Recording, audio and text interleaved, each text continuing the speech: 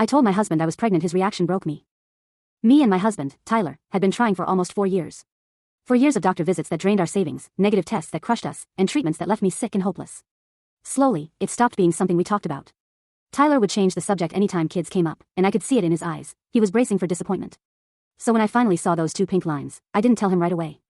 I just sat on the bathroom floor, staring, terrified he wouldn't believe it, or worse, that he couldn't let himself feel happy anymore.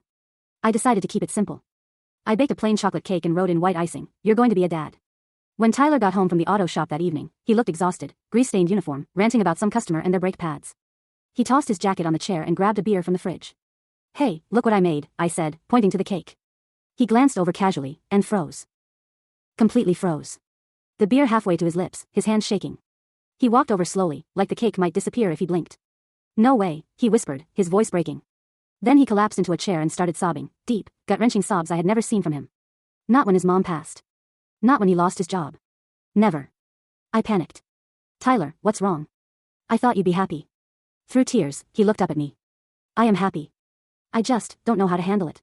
I've been preparing myself to never have kids. I made peace with it being just us." That's when it hit me. He'd been grieving in silence all this time, carrying a heartbreak I never fully saw. When I showed him the test, he held it like it was made of glass. Then he kissed me so hard I couldn't breathe. From that moment, Tyler transformed. He downloaded every pregnancy app, waking me up in the mornings just to say, "Babe, the baby's the size of a grape today." He built the crib at 12 weeks. Painted the nursery yellow, repainted it twice when the shades weren't right. He came to every appointment, notebook in hand, asking the doctor more questions than I ever thought to.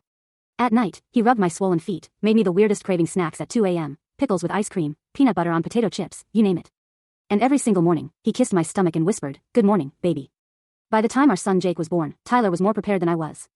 He knew how to swaddle, change diapers, calm a crying newborn. And when Jake finally arrived, Tyler cried all over again, but this time, they were pure joy tears. Now Jake is 3.